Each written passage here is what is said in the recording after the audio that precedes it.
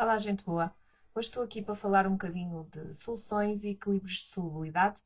Este vídeo vai aparecer dividido em etapas, vou fazê-lo de forma um pouquinho diferente do habitual. Ele enquadra-se no 11º ano de Química, no domínio 2, soluções aquosas, e vou tentar fracioná-lo, colocando a cada subtópico alguns exercícios de exame. Em termos de conteúdo, vou começar por falar na mineralização das águas, vamos falar ou discutir um bocadinho o que é a dissolução e a solubilidade. Depois vamos passar para o equilíbrio químico e a solubilidade de sais. No fundo, quero discutir a constante de equilíbrio, que é o produto de solubilidade.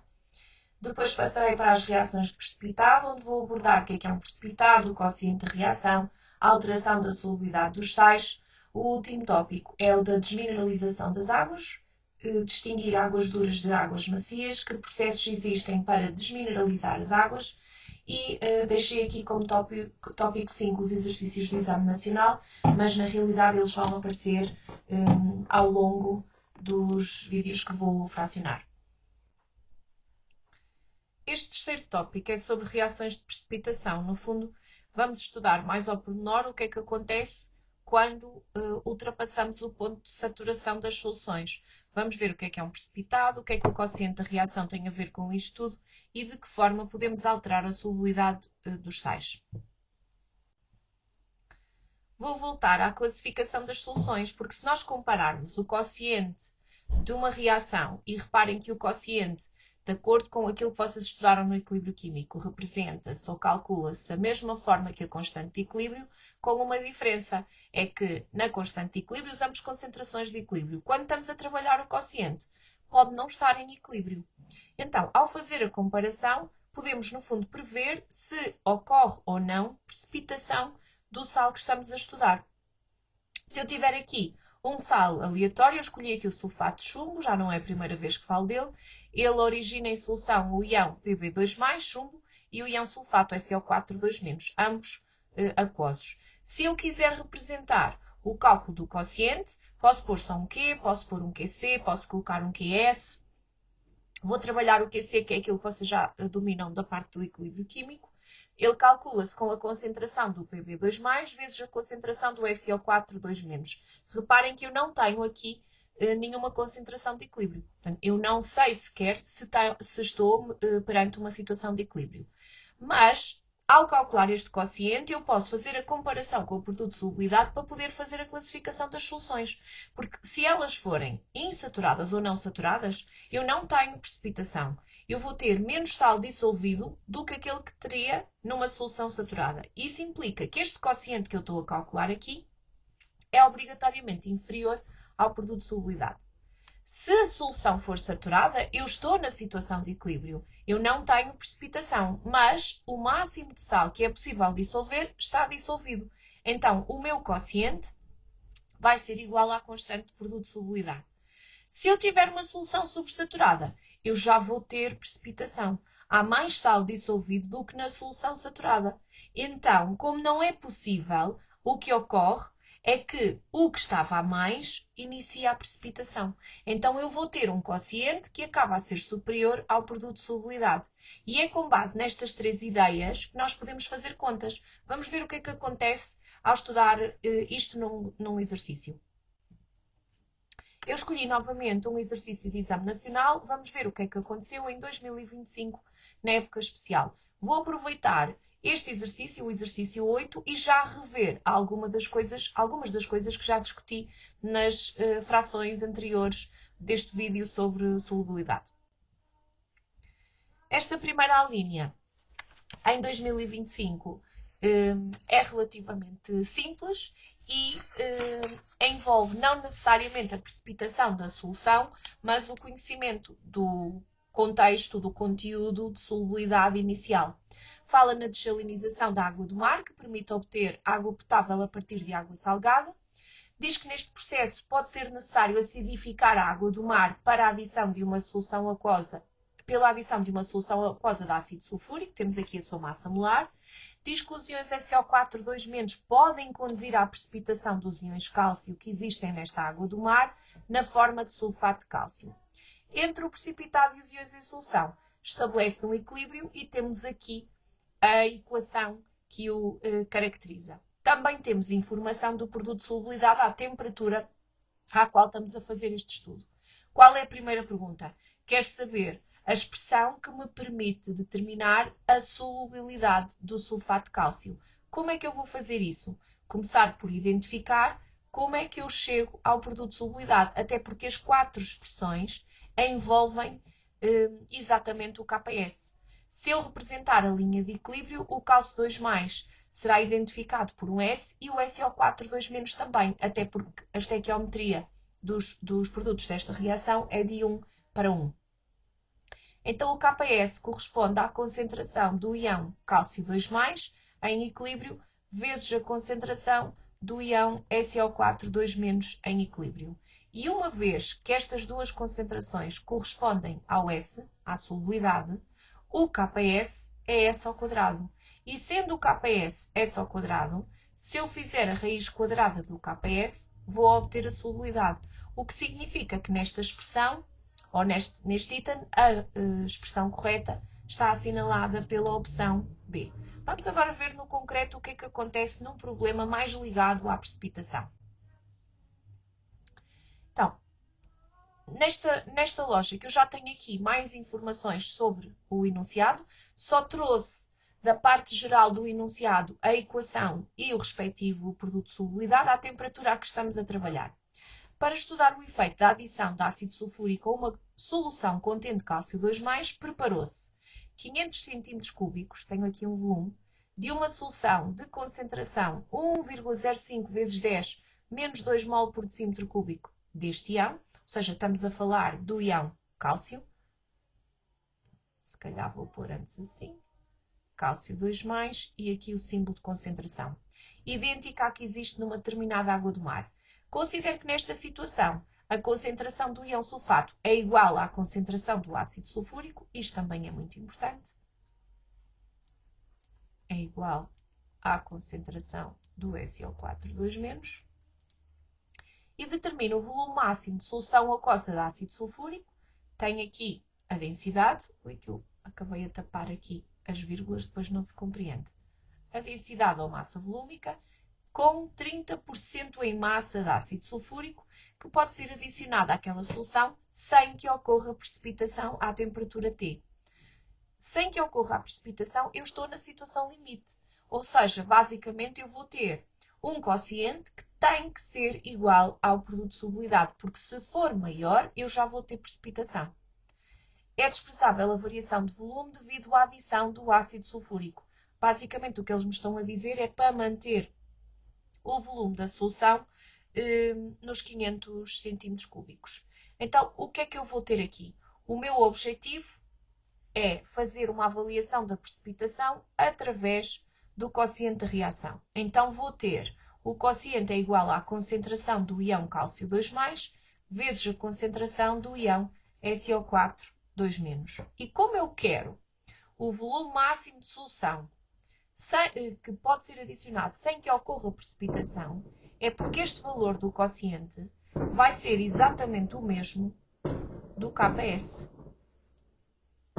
Mas eu preciso dominar quanto é que são estas duas concentrações. A do cálcio 2+, eu sei, ele diz-me, é 1,05 vezes 10 elevado a -2. E daqui posso determinar a concentração do íon SO4 2-. É só fazer o cálculo. 7,1 vezes 10 elevado a -5 sobre 1,05 vezes 10 - 2, que me vai dar 6,76 vezes 10 elevado a -3. Vou colocar aqui a unidade por baixo, mol por decímetro cúbico. E eu sei que a concentração do ácido sulfúrico é igual à deste íon. Então, eu sei que isto corresponde a 6,76 vezes 10 vezes 10 elevado a -3. E sei que esta concentração é o N sobre o V, o que significa que eu também posso calcular aqui a quantidade. Se eu resolver buscar o N, 6,76 vezes 10, isto não quero escrever hoje, vezes 10 menos 3, vezes o volume, que são os 500 centímetros cúbicos. Cuidado que aqui convém passar para decímetros cúbicos, portanto 0,500 ou 500 vezes 10 elevado a menos 3. Vou obter então de quantidade 338 vezes 10 menos 3 mol. O problema é que eu ainda não acabei isto. Eu preciso determinar o volume da solução de ácido sulfúrico que vou usar. Então, para eu trabalhar essa lógica, eu vou precisar conhecer quanto é que é a massa do ácido sulfúrico. Então, vou precisar da massa molar. A massa molar, massa sobre N, de onde o N vai ser igual. O N não, o M vai ser igual. Também posso pôr aqui massa molar vezes N, se calhar não fica pior. E implicará talvez que quem tenha mais dificuldade na matemática me possa acompanhar de forma mais simplista. A massa molar é dada 98,08. Eu não a estou a ver aqui, mas ela está no início do enunciado. 98,08 vezes aquele N, 338 vezes 10 menos 3, igual à massa. Devia ter aproveitado melhor aqui o espaço. Se calhar vou fazer isto, senão fica aqui uma grande confusão. Só reescrever 98,08 vezes 338 vezes 10 elevado a menos 3 igual à massa. E agora sim, vou ter aqui uma massa de 0,332 gramas. Com esta massa, posso aplicar a percentagem em massa. O que eu tenho aqui é a massa do meu soluto, que é o H2SO4, a dividir pela massa da minha solução, que é o valor que eu preciso para depois o trabalhar junto com a densidade. Então, eu vou ter aqui a massa da solução igual aos 0,332 vezes 100, a dividir pelos 30% da percentagem ou teor percentual. A massa da solução vai-me dar aqui 1,11 gramas. Deixem-me fazer aqui assim uma separação, que este exercício ficou comprido para o espaço que eu permiti. E agora vou aplicar a densidade à massa volúmica, isto é M sobre V. Eu já tenho o valor do ρ, então posso simplesmente trocar aqui o ρ com o V, a massa 1,11 sobre o ρ que temos no enunciado, que é o 1,28. Isto vai-me dar 0,86 centímetros cúbicos. E ficou feito. Portanto, eu vou ter que adicionar 0,86 centímetros cúbicos desta solução de ácido sulfúrico para que não ocorra precipitação. Como é que então alteramos a solubilidade de um sal? Basicamente, nós temos várias formas de alterar o estado de equilíbrio e aqui a ideia é um bocadinho trabalhar essa questão. O primeiro efeito que é comum abordarmos é o efeito do íon comum, mas isto é só um nome pomposo para dizer que, na realidade, se eu tiver um equilíbrio, e vamos ver este aqui, o cloreto de prata, o sal sólido em equilíbrio com a prata mais e o íon cloreto, se nós pegarmos neste sistema e lhe adicionarmos nitrato de prata, na realidade a adição do nitrato de prata implica a adição da prata mais e do NO3-. E a prata é um íon comum ao que nós temos no nosso sistema. Então, basicamente, ao adicionarmos o nitrato de prata, o que estamos a fazer é aumentar a concentração deste íon. E se aumentarmos a concentração deste íon, o sistema vai responder à perturbação contrariando-a de acordo com o princípio Le Chatelier. E se o objetivo é contrariar, basicamente o que vai acontecer é haver um favorecimento da reação no sentido inverso. E ao favorecer a reação no sentido inverso, uma vez que a concentração dos sais, dos íons Ag+, e do Cl-, correspondem à nossa solubilidade, o que acontece é que essa solubilidade vai diminuir. No fundo, a solução acabou a ficar sobresaturada e formou um precipitado. Eu tenho aqui favorecimento da reação no sentido inverso, então tenho mais sal sólida a formar-se. Precipitação. Diminuição da solubilidade. Fez sentido para vocês? Também podemos perturbar a solubilidade usando a temperatura. E aqui atenção, porque nós podemos ter equilíbrios de diferentes tipos. O que está aqui é uma dissolução endotérmica. Nós temos a solubilidade de um sal a aumentar com o aumento da temperatura. À medida que a temperatura aumenta, se eu tenho a solubilidade a aumentar, significa automaticamente que houve um favorecimento da reação no sentido direto. Vocês podem fazer o estudo assim. KNO3, isto é um trelo, isto está-me a sair aqui um bocadinho mal, vou só reescrever, só um instante. KNO3, o sal sólido, dupla meia seta, vou ter os íons K+, e NO3-. Então, se eu tenho a solubilidade a aumentar, significa que na realidade está a ocorrer um favorecimento da reação no sentido direto.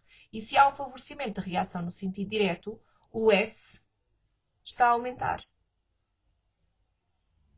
E se o S está a aumentar, então eu estou a ter um aumento na concentração dos produtos, dos reagentes. Isso também gera um aumento do produto de solubilidade, da minha constante de equilíbrio.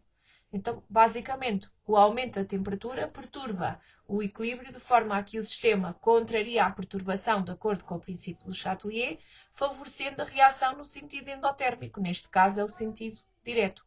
Mas a pergunta pode aparecer de muitas maneiras. Por exemplo, só me dão o gráfico e pedem para interpretar se esta dissolução é endo ou exotérmica. Pode aparecer uma dissolução exotérmica. Vou ter uma curva contrária a esta.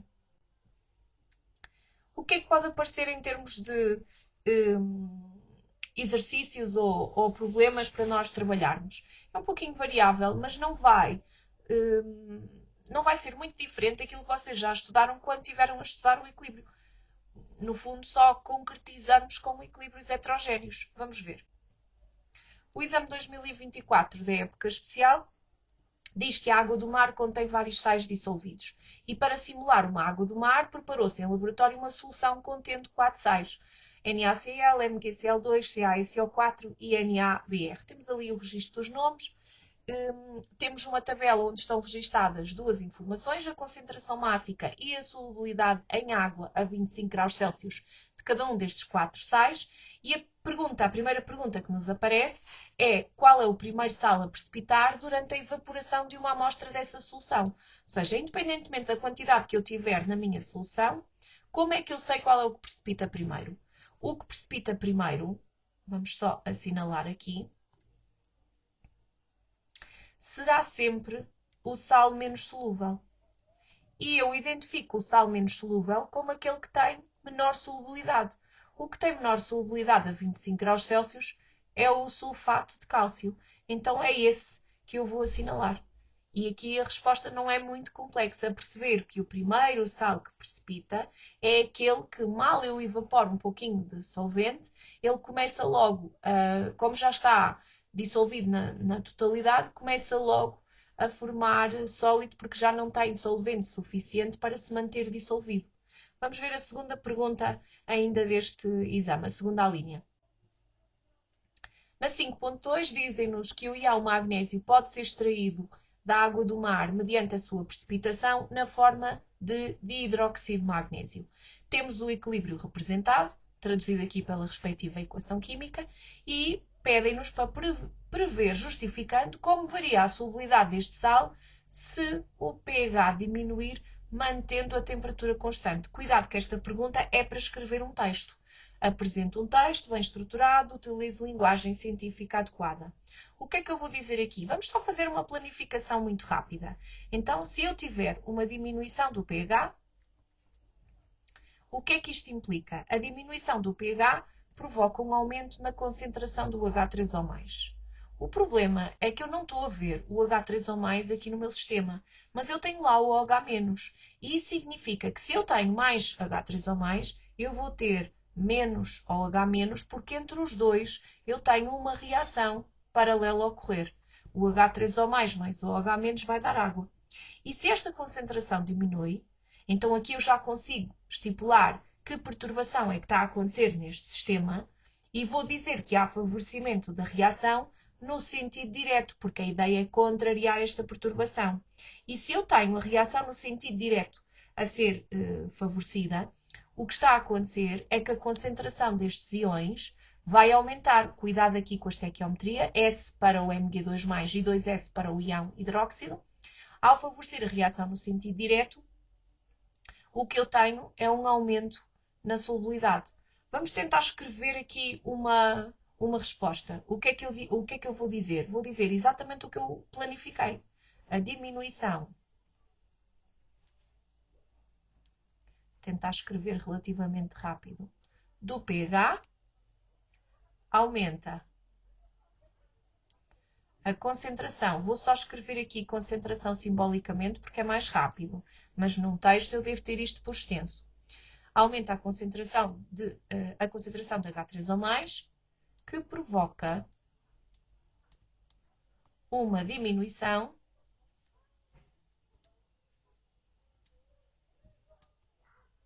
da concentração do íon hidróxido em solução. Ponto. Para responder a esta perturbação,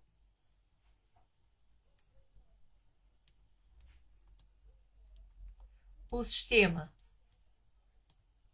contraria a vírgula, de acordo com o princípio de Le Chatelier, favorecendo a reação no sentido direto, vírgula, aumentando